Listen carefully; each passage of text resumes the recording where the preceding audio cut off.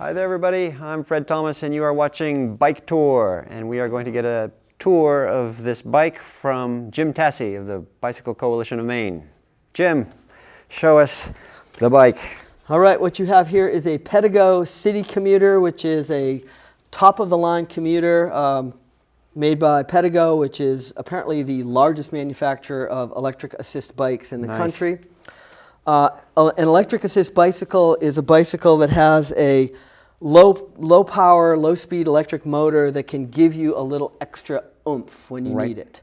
And so you're still pedaling most of the time? You're still pedaling most of the time, as we as we talked about the three classes, right? So this is a combined Type 1, Type 2. Right. So this bicycle does have a throttle, but it's also got a cadence sensor, so that as the crank is spinning, depending on how much boost you select, it'll give you a little bit of extra help.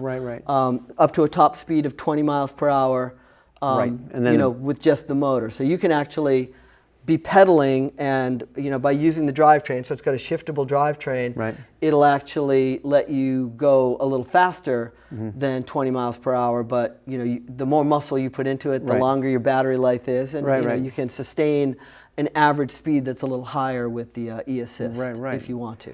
Fantastic. Well then, tell us about the battery. How long does it last, and how does it charge up? So the battery on this bicycle is located in an area that's integrated with the seat rack. You don't have to remove it to charge it. You can just plug it right in. It takes about 4 hours to charge. And how long does it last? I've never run one dry. Okay. So because you're pedaling. I'm guessing I get about 50 plus miles out of it. Wow. And so this one I haven't charged probably in 4 or 5 days. I don't use it constantly, but is there an indicator somewhere? There is. So to run this machine, you have to on this particular one, you turn on the battery, and then you turn on the controller. And the controller gives you the option of selecting how much boost you want. This is the battery indicator. It gives you miles per hour, and it tells you, how far you've gone. Wow. On this bike, 0 and 6 are no boost at all, and then you start at 1, and you go all the way up to 5. And at each of those levels, there's kind of a threshold of speed where it stops boosting you. So at level 1, you might get a boost up to about 8 miles per hour, and then it'll cut out. And then you're on your own. Then you're on your own.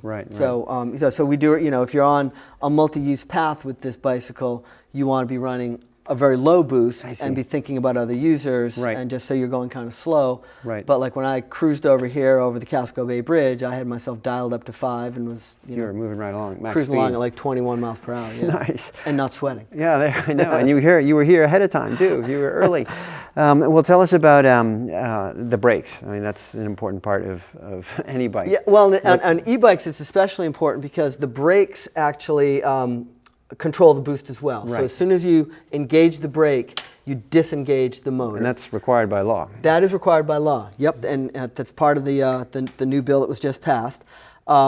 This bicycle has disc brakes, front and rear, cable actuated, good sturdy stoppers, and you do want that because you're sometimes moving at a good clip, and it's a bike that's got some weight to it. So it's got some momentum when it's moving full speed. 80? It's up there. You tell me. I think I'm going to say 65. Yeah, I believe you. I mean, a lot of that is the battery, but most of that's the battery. Well, the hub motor is fairly heavy too. Now there's another type of electric assist bicycle that has the motor located at the bottom bracket, and often they'll have the battery integrated into the down tube. And those types of e-bikes have what's called a torque sensor. And so they actually meter out, so you still select a boost level, and you get boost relative to how hard you're pushing.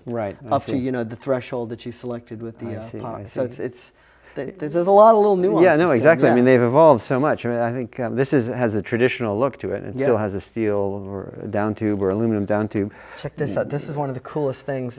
This would be a cool thing on any bike. An adjustable. But it has an adjustable stem with a quick release. Oh my gosh! Come on. Yeah, well, I mean that reflects the very broad market that this market that this bike suits. I mean, there's some people who want to sit up straight. There's some people who just like to be down on the drops. What about the features? It looks like it's got a built-in light.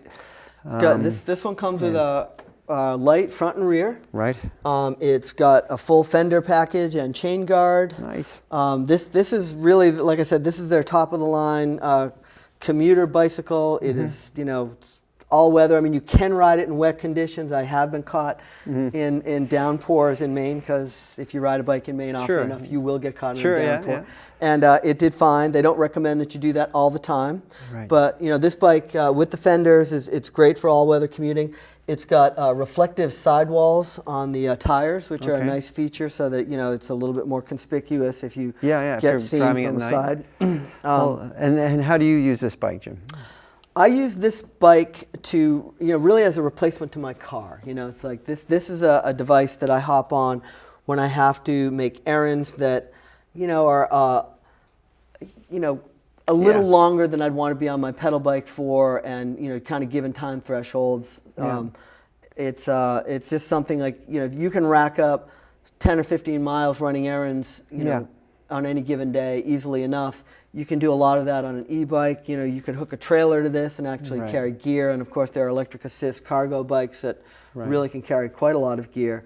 But for me, this thing is really just cut down how much I drive. It's amazing. I've ridden an electric bike once, and I just will always remember just how easy it is to get on it and get going, and that barrier of the first 10 pedal strokes is just not there. You accelerate right out there, and that's deeply compelling. Alrighty, Jim. Well, thank you so much for giving us that tour. You're welcome. Well, at another time, let's put Fred on an e-bike and get some footage of that. It's long overdue. Right on. Okay, thanks, Jim. You're welcome. All right, everybody, that was Jim Tasse of the Bicycle Coalition of Maine. If you want to take a closer look at a Pedego electric bike, you can take a look at their website. That's all we got time for right now. Thanks so much for watching. We will talk to you again soon. All Things Bike is brought to you by FitWorks, Rider First Bike Fitting, Rider Matched Bike Sales. Locations in Peabody, Massachusetts, Waitsville, Vermont, and Ridgefield Park, New Jersey. And Frame and Wheel, eBay selling services for cyclists, bike shops, bike companies, and cycling-related nonprofit organizations.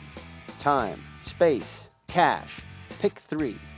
And AD Bikes, the modern face of Austro-Daimler cycling and the bike company of the future. Become Bike. Become AD Bike.